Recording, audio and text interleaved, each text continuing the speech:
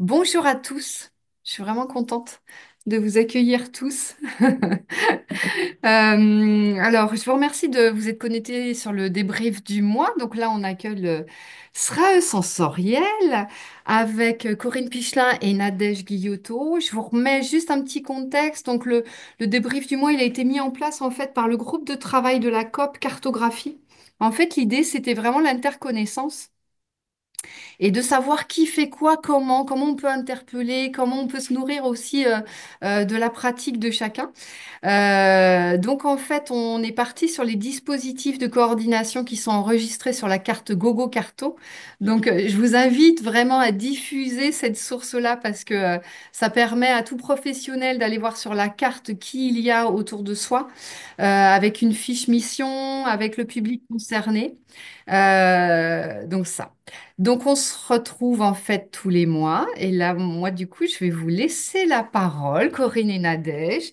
Et je vous remercie encore d'être venus aujourd'hui. Donc, juste une chose, 15 premières minutes, on est vraiment sur une présentation de la structure.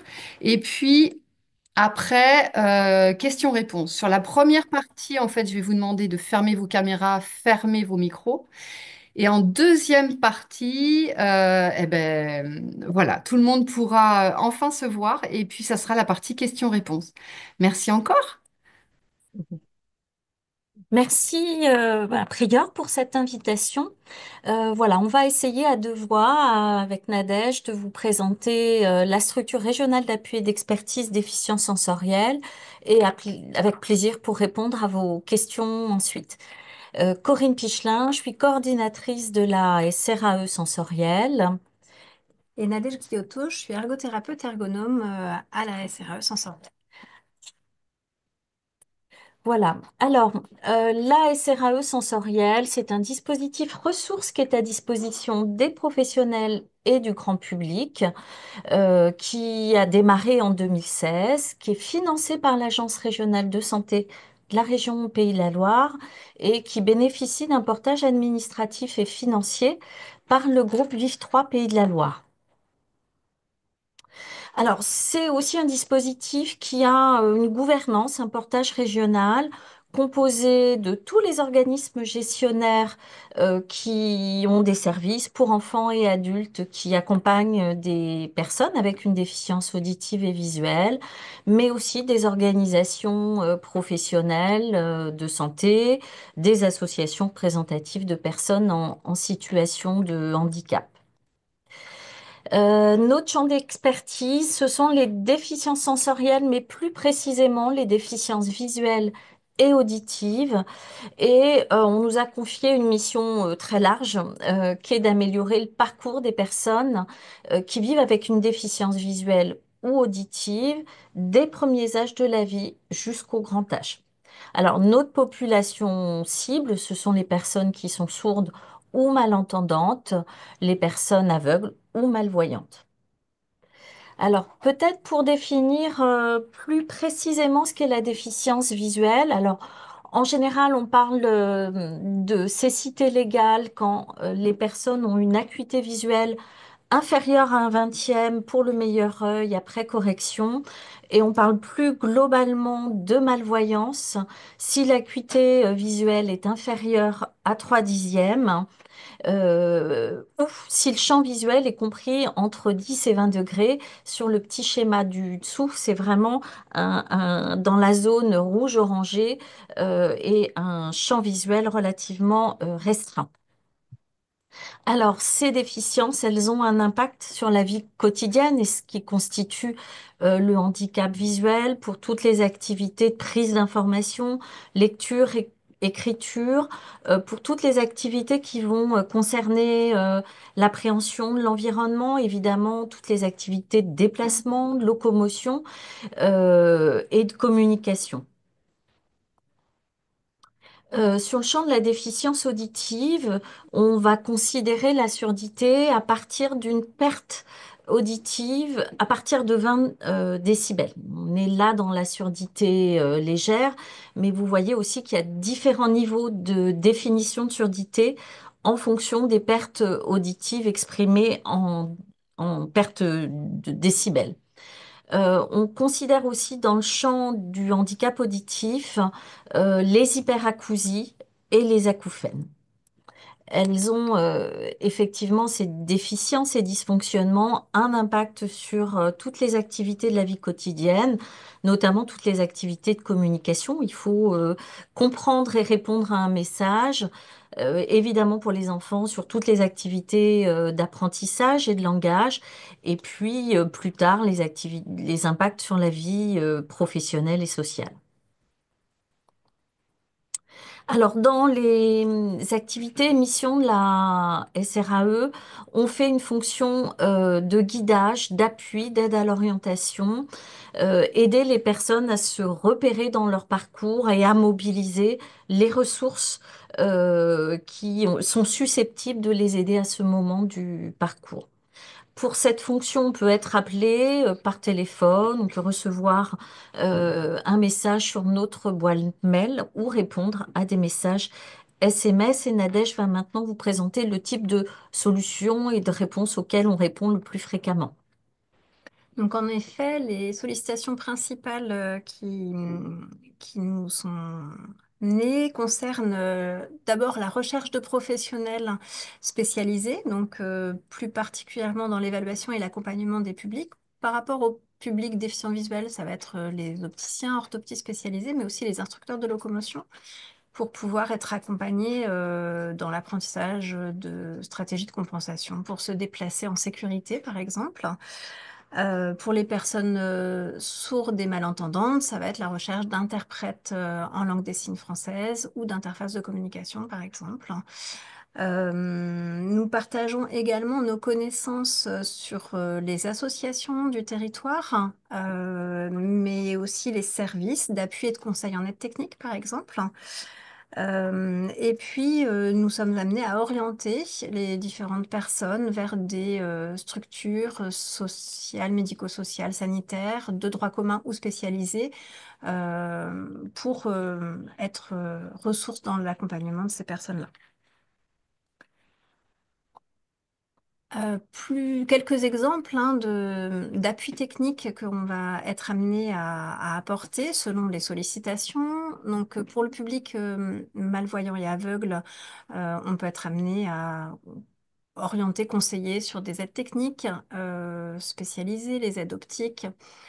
Comment aussi aménager un lieu de vie pour améliorer par exemple l'éclairage, les contrastes d'un accueil.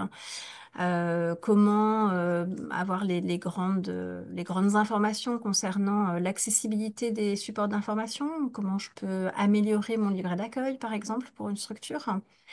Et puis, on peut être amené une à deux fois par an à rédiger un dossier documentaire. Donc, les derniers en date sont à destination des centres de formation de droit commun pour un accueil euh, adapté, on va dire, pour le public malvoyant, malentendant, que vous pouvez retrouver sur notre site, par exemple. Quelques exemples donc sur ces mêmes domaines d'interpellation pour le public déficient auditif.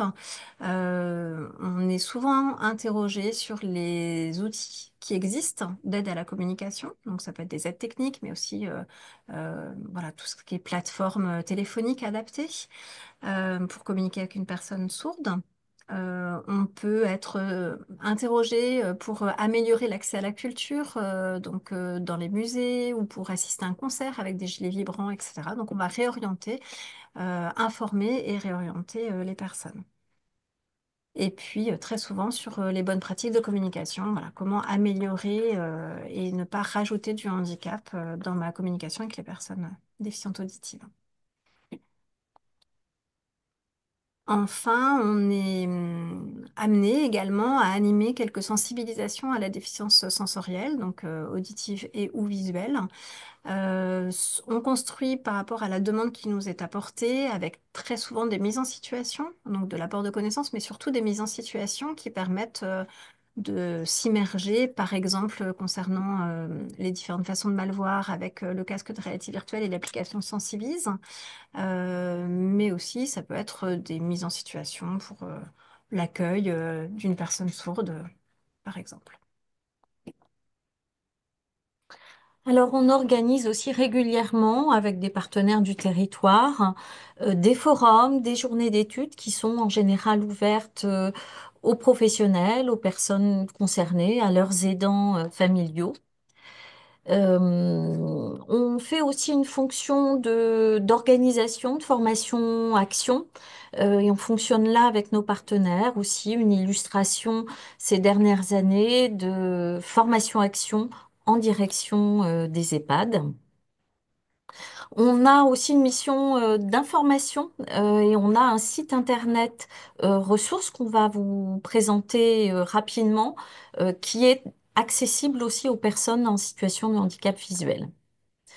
On y présente sur nos pages de blog des informations thématiques, des vidéos, des dossiers documentaires.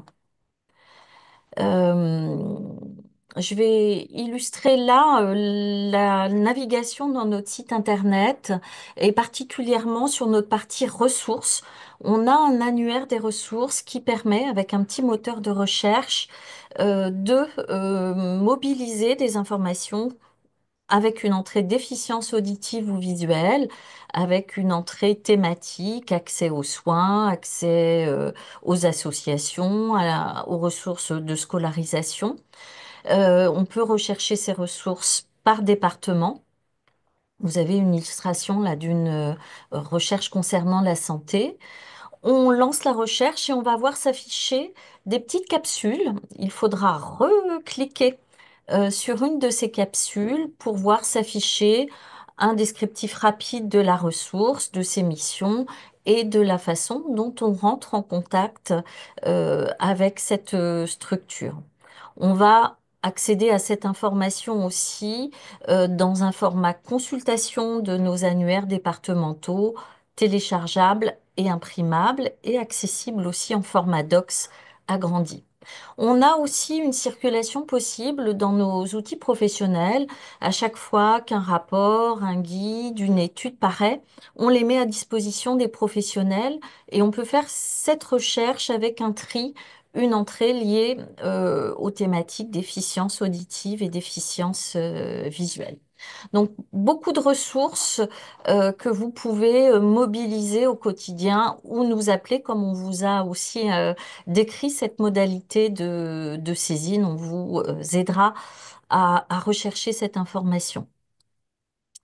Euh, on a aussi une source d'information au travers les réseaux sociaux, Facebook, qui est plutôt orienté sur des informations qui peuvent intéresser les personnes, leurs aidants familiaux, et puis une orientation un peu plus professionnelle peut-être sur LinkedIn, dans notre newsletter que j'ai nommé tout à l'heure.